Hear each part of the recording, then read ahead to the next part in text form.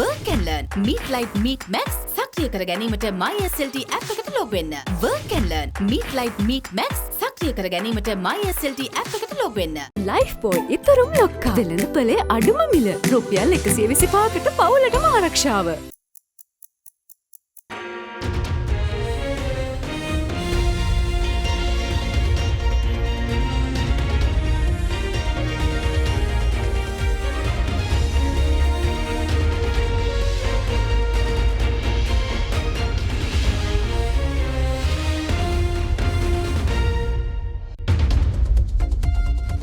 First at 9 this Wednesday, the 16th of November 2022. Without delay, President Ranil Wickremesinghe instructs officials to implement Singapore-Sri Lanka Free Trade Agreement immediately. Sustainable investments. China says investments in Sri Lanka were aimed at long-term development, urges Japan, USA and India to utilize infrastructure already in place for investments. Now is a good time for us to mobilize more investors from China, from India, from Japan, from America. We build the infrastructure for this country, for all the people.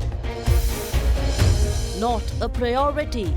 Sri Lanka's construction industry can no longer depend on government support, highlights Central Bank Governor. Going forward, one should develop the industry, should be able to compete in the non-government sector. For the government to invest in construction will take some time because of the current crisis. A new journey. Prime Minister Dinesh Gunawardena asks Parliament's support to drive country out of crisis. We all should support to start a new journey that is the most important. From AdaDerana, this is AdaDerana First at 9 with Ndivadi Amuata. Live from Studio 24 in Colombo. And a warm welcome. Joining you tonight, I have the latest internationally and locally. First, your top story. In Parliament today, Prime Minister Dinesh Gunawardena called on all parliamentarians to unite towards a new journey that the country is to embark on by supporting the budget presented by President Ranil Wickremesinghe. Joining the debate on the second reading of the 2023 appropriation bill today, he also highlighted the need to provide necessary resources to the young people in order to develop the country and to come out of the crisis. We are discussing this budget at a time when many things of significant importance are in the final stages. The IMF assistance and the response of the multilateral and bilateral agencies involved in the debt restructuring process, including the support of our friendly countries, USA, India, China, Japan and the European community, who are clear on their assistance. With the approach in this budget, the President and the Finance Minister call for the need to start a new journey. We all should support to start a new journey that is the most important. He emphasized very clearly that 77 open economy is not a success today. He emphasized that monopolized state sector is not the success story. Therefore, we need restructure, reforms in order to move forward. There is no doubt that if we could venture into new areas in keeping with the global trend smoothly, that is the most desirable thing to do. But the obstacles we are facing to step into new areas due to our present economic conditions have to be borne in our minds. Turning inwards to give the required impetus to our existing production lines should take priority. More funds should flow into these areas. Agriculture, non-productive land resources, defunct and declining essential industries have to be provided with capital. Entrepreneurship, introducing better administrative strategies and relaxation of outdated laws as proposed by the President that stand as an impediment for the revival will receive priority under this budget. The focus on promoting the productivity of unutilized state lands held by the LRC, the SPC and other state institutions and the divisional secretaries is a welcome move to expand national land reform policy and food security. Release of land for productivity will drive new labor, especially the youth. Entrepreneurship in farming in this will attract new capital. Collectively, they will push into new economic frontier, mainly based on food production and export-oriented farming and fisheries.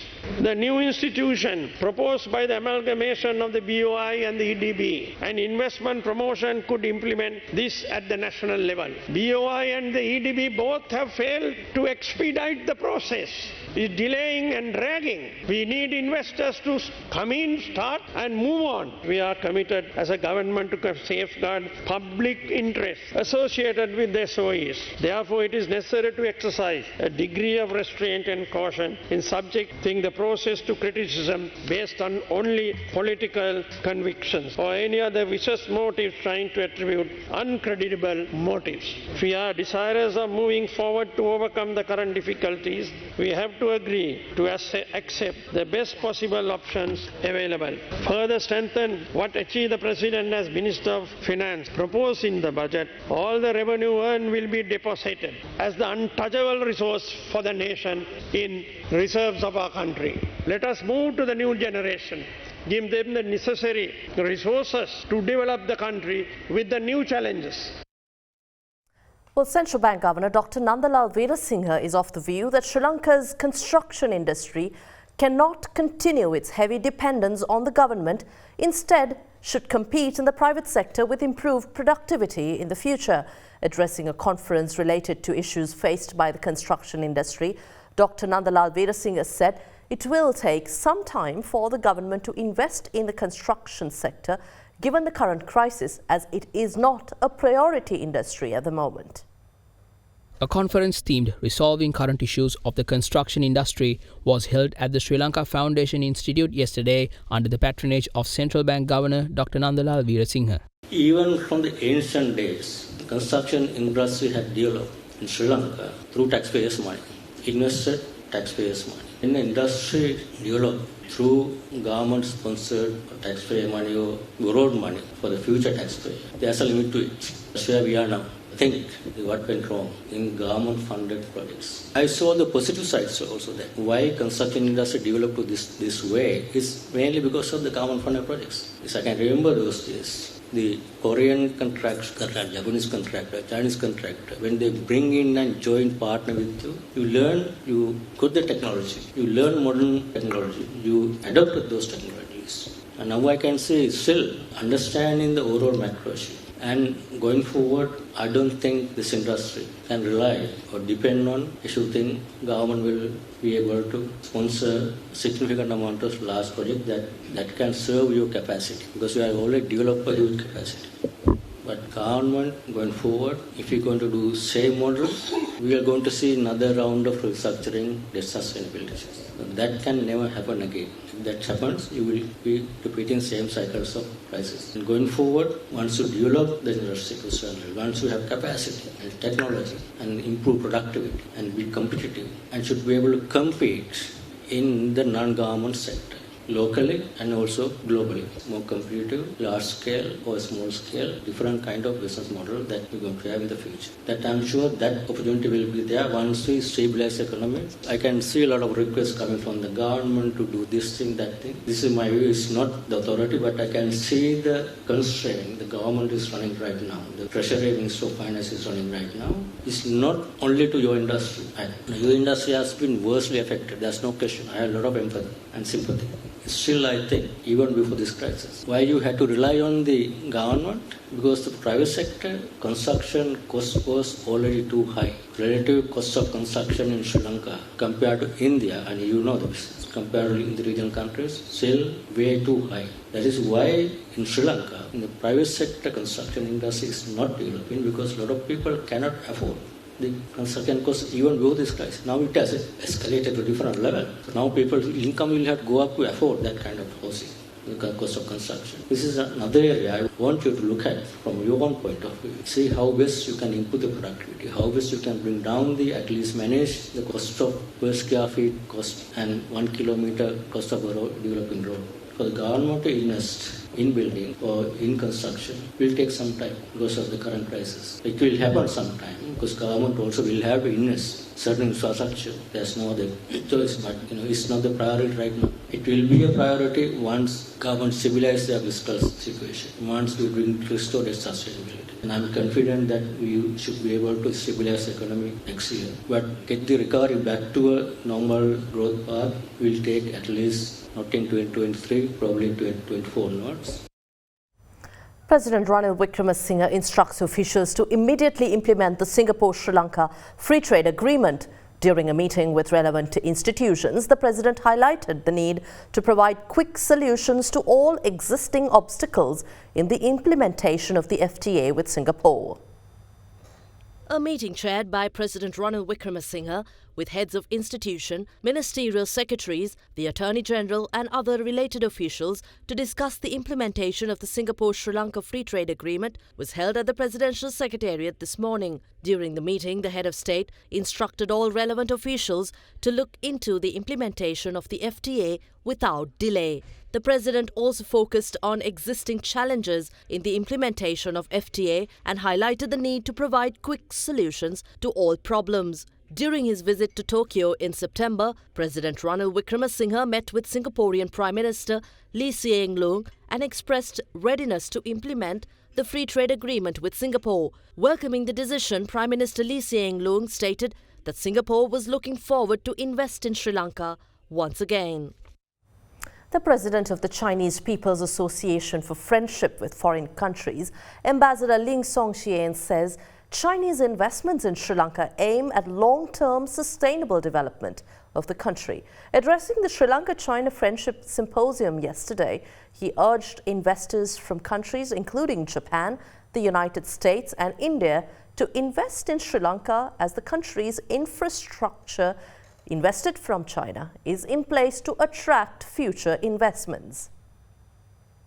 The Sri Lanka-China Friendship Symposium was held in Colombo yesterday under the patronage of President of the Chinese People's Association for Friendship with Foreign Countries, Ambassador Ling Songxian.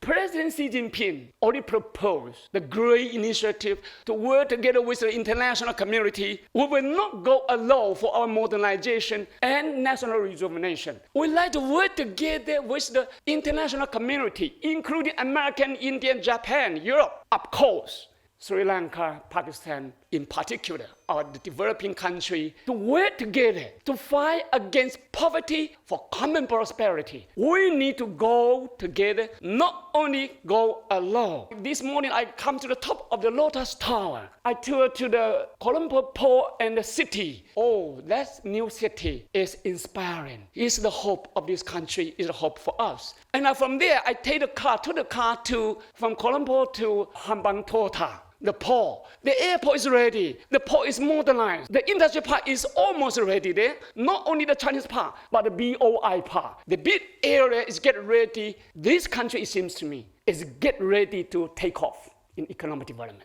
Mr. Wang Yi asked me to come here to see how about the Belt and Road Initiative, the project here. We'd like to move a step forward. How can we work together to benefit from such a big investment in the country? We give you not too much money, low, not adjacent, grant can survive a country, but never develop country. The donors sometimes give you fish, but they don't like to empower you how to fish. They don't like to teach you how to fish. But we come here, we give you some law, but not that. The law for port, the port is quite modernized. Green port, AI port. I'm proud. I challenge anyone in the world. That is the Colombo operated by the Chinese company. 98% of localization. We have very few Chinese, but that is the most modern port in the South Asian country operated by Chinese. And the Hambantota port will be more modernized than this one, believe me. And we get ready from the road. We built the road to link these two ports. One power station to serve 40% of the electricity supply of the country. We build the international airport. I own that Hambantota. We not come here to build the port, the airport, the road for view. We like to build this country, invest it in your long-term sustainable development. So now is a good time for us to mobilize more investors, industry cooperation, industry relocation from China, from India, from Japan, from America. We build the infrastructure for this country, for these people, for all the people. But we did not get benefit from there. Where's the problem? We need jobs. We need foreign exchanges. We need national revenue from those big projects. Who can give us? No donor, no one, except the industry cooperation in the country, except the industrialization, urbanization in the country. Who can give us? Industry cooperation. Investor will create job. Production create job. No donor in the world can give us job. Only investor, either from China, India, American, whoever they are domestically, whoever can build a factory here, he'll create job, pay the taxes, and when we have the capacity to export, we are paid by the foreign exchanges. Now, what will be the fate of the recently released 4 Sri Lankans who were convicted for their role in the assassination of former Indian Prime Minister Rajiv Gandhi? Let's find out after this break.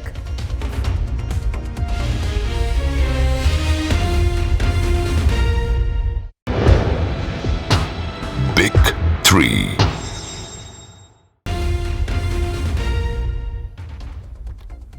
Welcome back.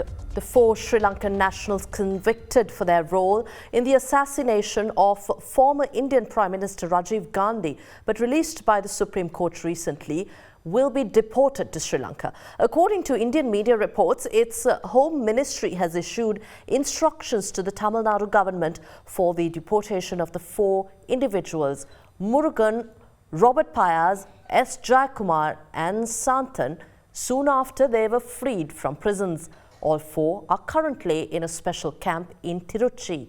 The sources are reported to have said some legal procedures need to be completed before they are actually deported to Sri Lanka, and no time frame of specific date has been fixed for their deportation. As some of the convicts reportedly wish to go to countries other than Sri Lanka, a senior state government official told Indian media that the Tamil Nadu government may not have any objection. However, it depends on how the visas and other countries work out.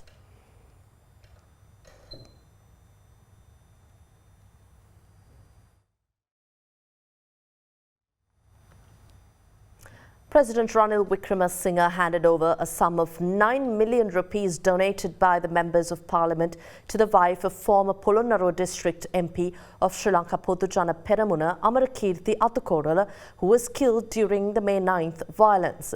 According to the President's media unit, around 183 members of parliament had donated for the purpose. The President was also requested to arrange for the late Amarakirti Athukorala's family to receive his pension entitlement in the same manner in which former MP Kirti Abevikrama, who was killed in a grenade attack on Parliament, was given the pension entitlement.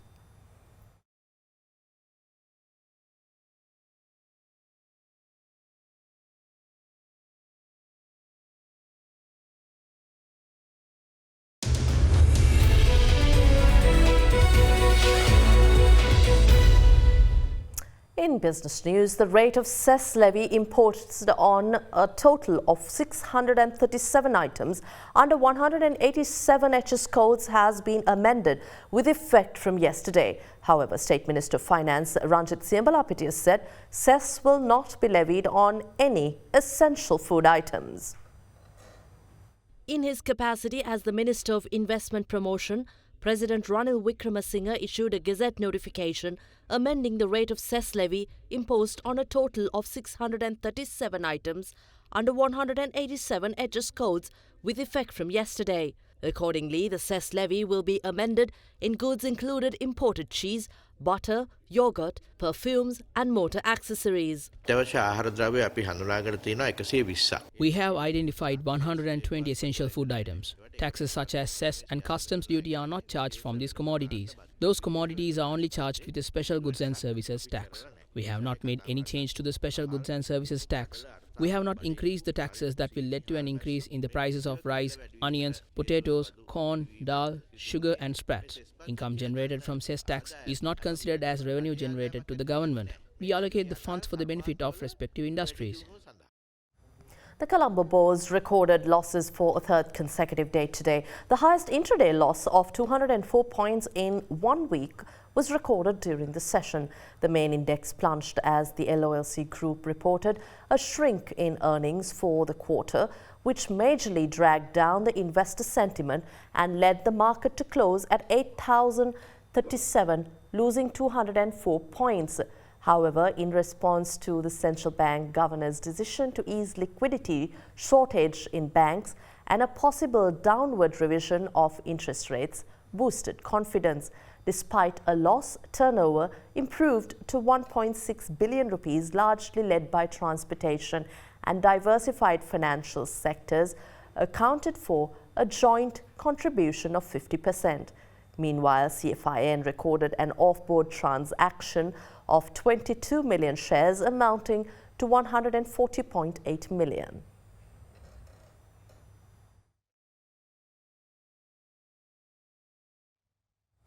Now, at the primary T-bill auction today, Sri Lanka sold 80 billion rupees in bills, with some volumes of 6-month bills being sold. Yields across all maturities slumped down while the auction was accepted in full. 80% of the total offered was accepted from the 3-month maturity, which attracted larger interest, with bids recorded over 100% of the offered. Accordingly, weighted average yields of 3-month, 6-month and 1 year were registered at 33.06%, 32.51% and 29.53% respectively.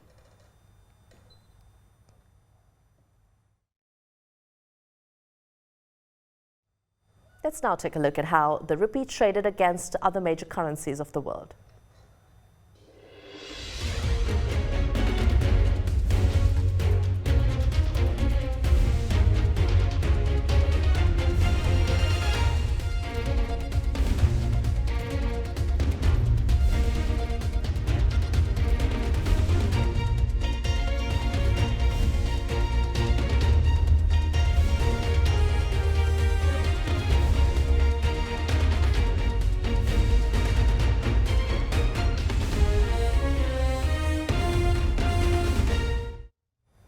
Now, UK's inflation hit a 41-year high amid surging household energy bills and food prices. Data released a day before Finance Minister Jeremy Hunt announces tax hikes and spending cuts to control price growth showed consumer prices rose 11.1% in the 12 months to October, the most since October 1981, and a big jump from 10.1% in September this year. In response to the data, Hunt, who is due to outline a new budget tomorrow, said tough but necessary decisions were required to tackle rising prices.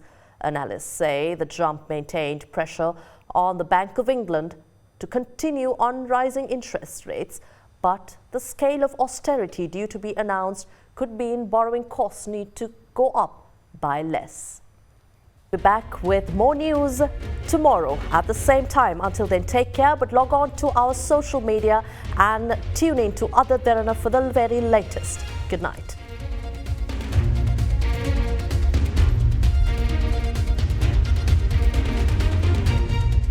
For news and information you can trust 24 hours a day, visit AdaDerana.lk.